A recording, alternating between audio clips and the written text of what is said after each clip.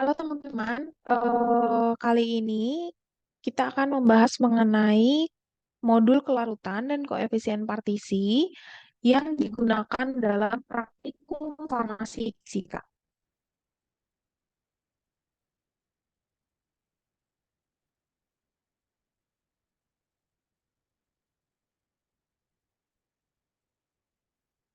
Oke, jadi dan koefisien partisi ini merupakan parameter fisik yang penting terkait baik itu pembuatan obat maupun juga nanti aktivitas obat di dalam tubuh gitu. Nah, di sini kita akan melakukan percobaan bagaimana kelarutan dan koefisien partisi suatu zat.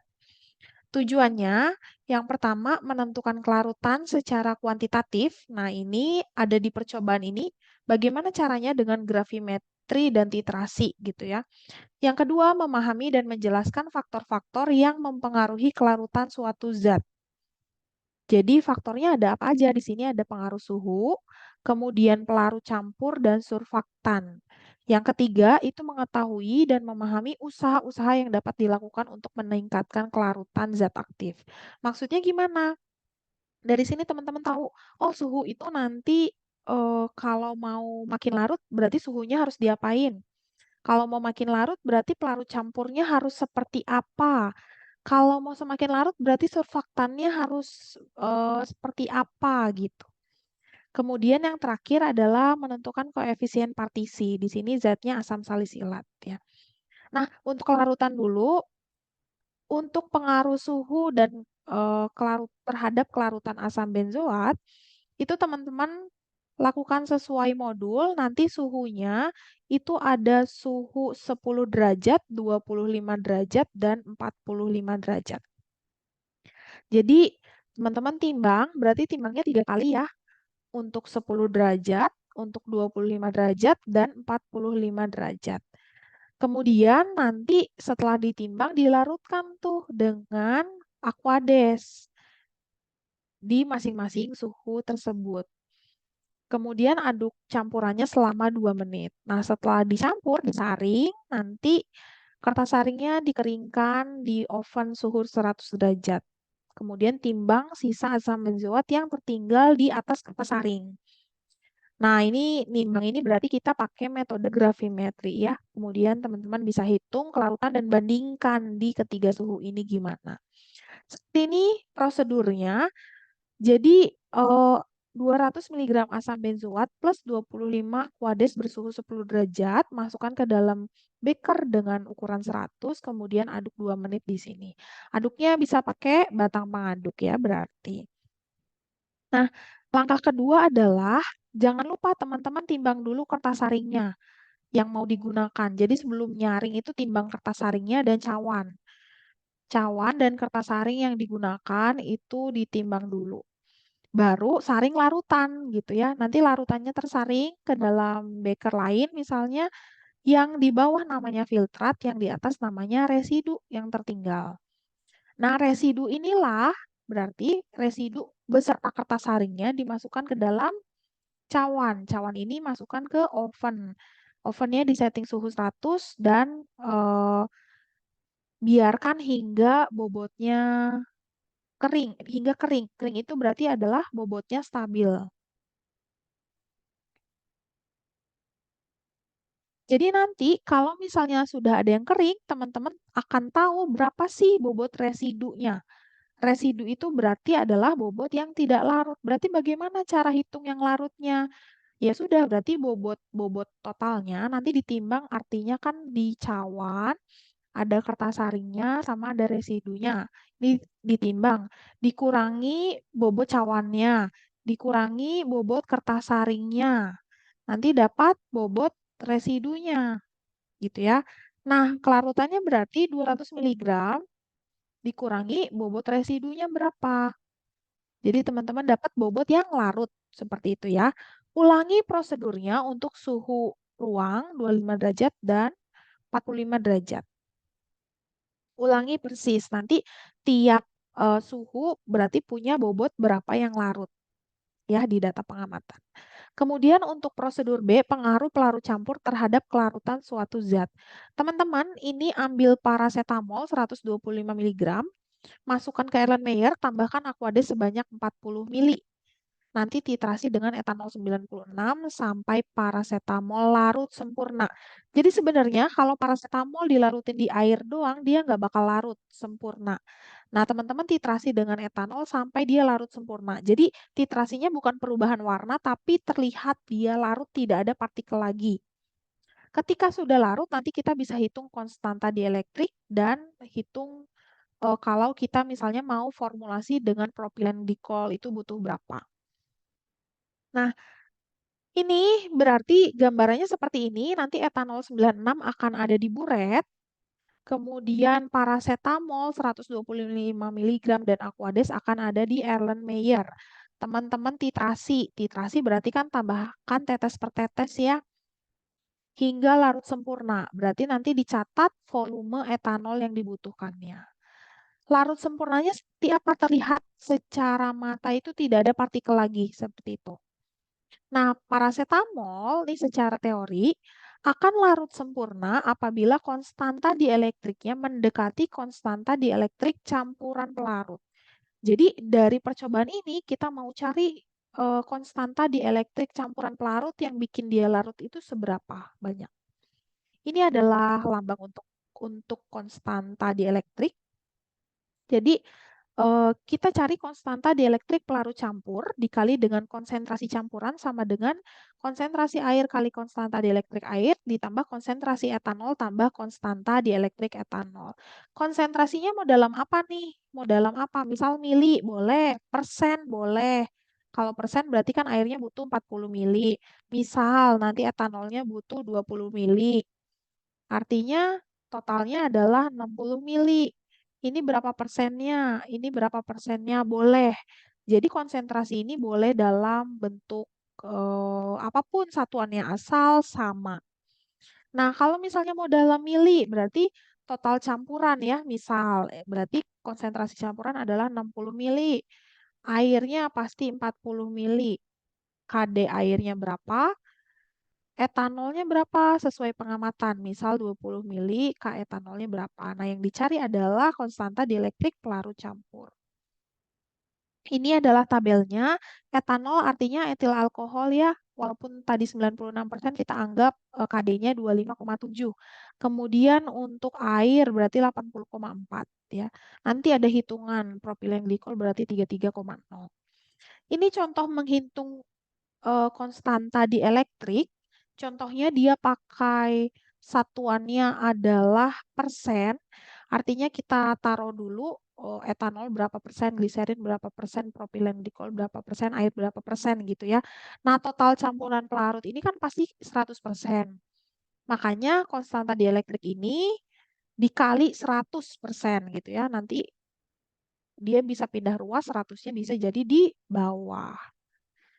Gitu ya, sama sebenarnya rumusnya dengan yang ini. Mirip juga rumusnya dengan HLB kalau teman-teman masih ingat. Gitu. Nah, jadi mari kita coba hitung kebutuhan propilen glikol. Sorry. Nah, dari sini kan teman-teman dapat konstanta dielektrik pelarut campur. Ini dipakai nih, yang ini dipakai untuk menghitung kebutuhan propilen glikol. Jadi, yang didapat dari teman-teman dari prosedur awal ini, dapat konstanta dielektrik pelarut campur itu adalah konstanta dielektriknya paracetamol. Gitu. Jadi, konstanta dielektrik paracetamol itu setara dengan konstanta dielektrik pelarut campur kalau dia larut sempurna. Jadi di sini dimasukkan konstanta dielektrik paracetamol dikali 100 mili karena tadi volumenya kita mau 100 mili. Terus di sini tadi ya kalau ada 3 zat ditambahkan aja KD air kali volume air, etanol kali volume etanol, propilen glikol kali propilen glikol dan seterusnya. Di sini itu dimisalkan, tadi total campurannya adalah 100 mili. Etanolnya itu di soal disebutkan maunya 5% doang. Berarti 5 per 100 kali 100 mili, yaitu 5 mili. Dan misalnya propilen glikol itu adalah X, artinya air adalah 100 mili dikurang 5 mili dikurang X gitu ya. Berarti air adalah 95 min X. Nah, ini adalah punya air 95 min X. Air dikali konstanta dielektrik air tadi 80,4 ya kalau nggak salah. 80,4. Terus 5 mili dikali konstantanya etanol berapa? X dikali konstanta dielektriknya propilen glikol berapa. Nanti silakan pakai persamaan matematika, carilah X-nya berapa. Berarti X adalah konsentrasi si propilen glikolnya. Ya, ini tadi kan kita memisalkan ini. Gitu. Nah, teman-teman nanti dapat. Berarti kalau mau paracetamolnya larut, airnya harus berapa banyak? Etanolnya harus 5 mili, propilen glikolnya berapa banyak? Gitu. Airnya berapa? Ya berarti tinggal 95 dikurangi si X tadi. Kemudian lanjut ke prosedur C, di sini adalah pengaruh penambahan surfaktan terhadap kelarutan zat. Teman-teman membuat dua larutan, yaitu larutan tanpa surfaktan dan dengan surfaktan. Sebanyak 10 mili. Artinya kalau dia konsentrasinya 20 mg per mili, mau dibuat 10 mili, berarti dia butuh ditimbangnya berapa? 200 mg. Ya. Ini mili sama mili coret. Gitu. Jadi dibuat masing-masing, tambahin 100 mg asam salisilat, terus aduk 10 menit. Kemudian saring. Nah, berbeda dengan gravimetri yang awal tadi, kalau ini kita akan ukur yang larutnya. Artinya, ketika sudah disaring, terus nanti kita ukur, kita titrasi dengan NaOH 0,1 N, jangan lupa ditambah, sebelumnya ditambah indikator PP. 2 tetes. Terus nanti hitung kadarnya pakai V1N1 sama dengan V2N2. Nah, seperti ini prosedurnya. Yang pertama, kita punya 10 mili air tadi ya, yang tanpa surfaktan.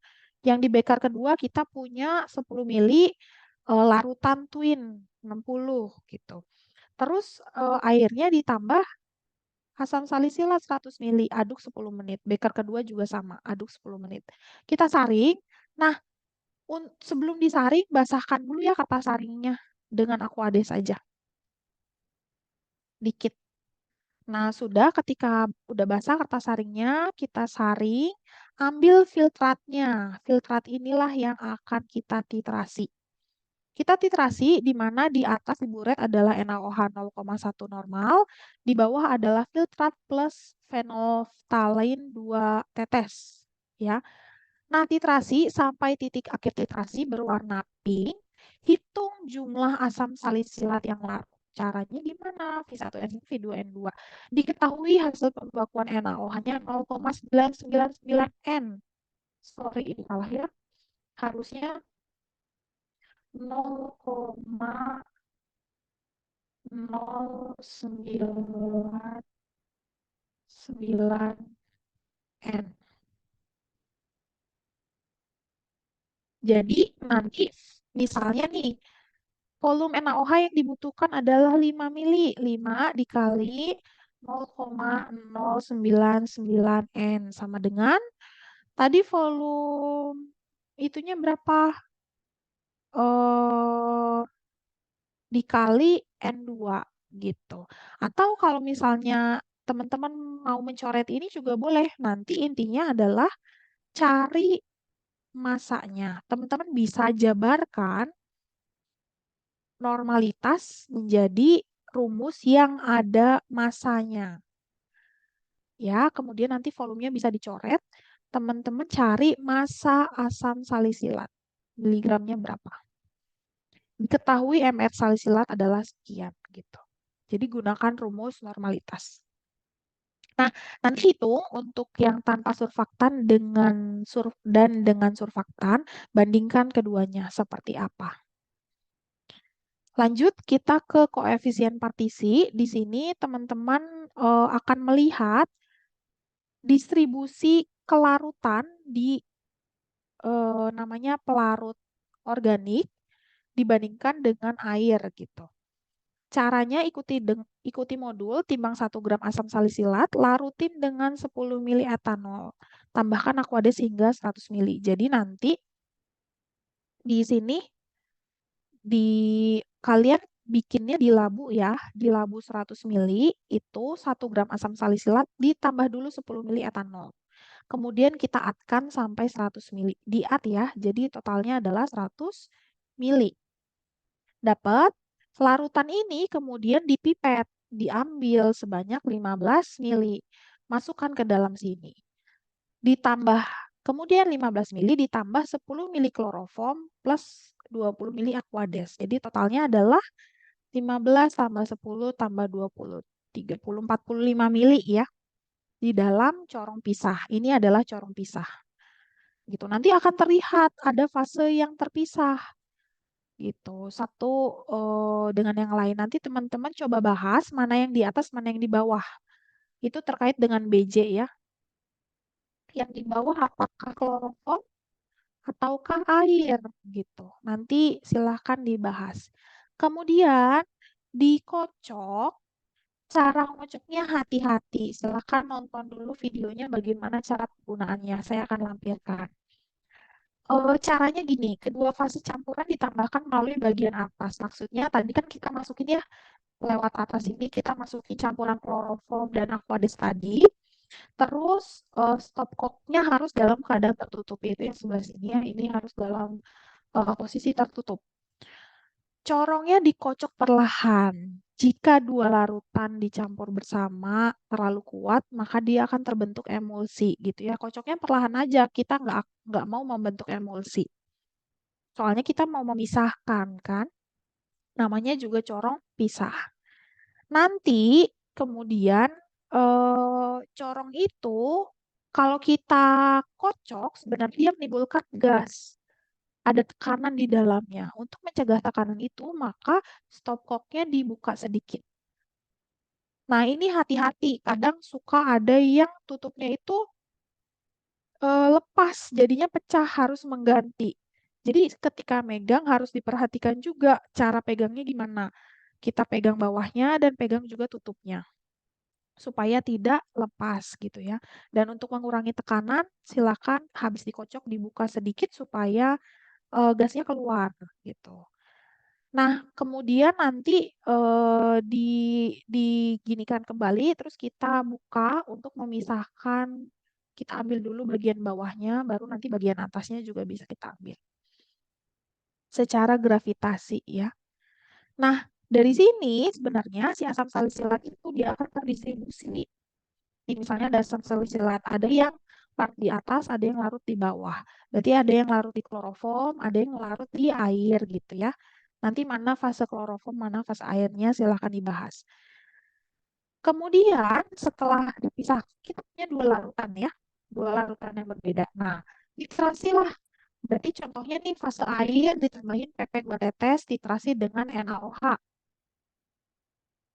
Kemudian hitung berapa miligram asam salisilat yang larut di air berarti ya.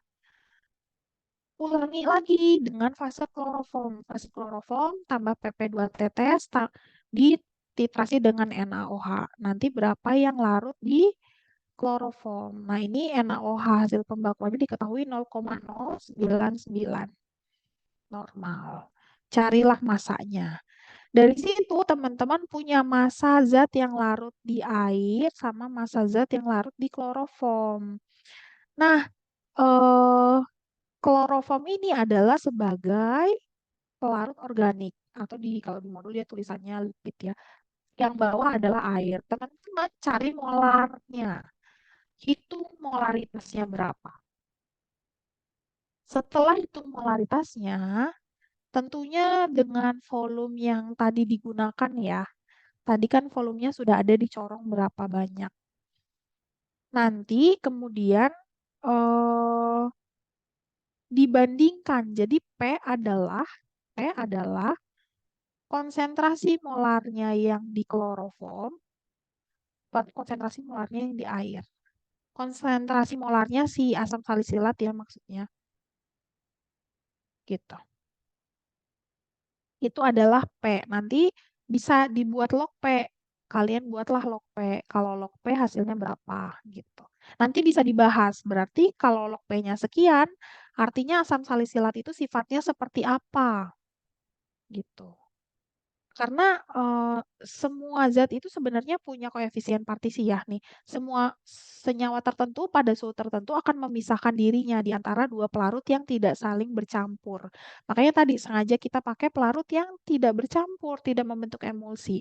Pada perbandingan konsentrasi yang tetap. Perbandingan yang tetap ini dikenal dengan koefisien partisi. P itu adalah koefisien partisi si senyawa organik, senyawa yang terlarut dalam fase organik dan berair itu senyawa yang larut dalam fase air gitu. Nanti biasanya untuk obat-obat itu diketahuinya dalam bentuk lognya, log P. Nah, ini sangat diperhatikan untuk absorpsi obat, kelarutan obat, dan nanti kerja obat dalam tubuhnya. Terutama absorpsi sih sebenarnya gitu. Begini, silakan hitung sampai log P dan dibahas berarti asam salisilat sifatnya gimana. Kemudian itu saja, jangan lupa dikembangkan lagi pembahasannya, jangan hanya yang saya sampaikan di sini itu minimal ya. Teman-teman bisa kembangkan lagi. Apa yang kalian amati, apa yang kalian dapat selama praktikum. Segitu saja, terima kasih.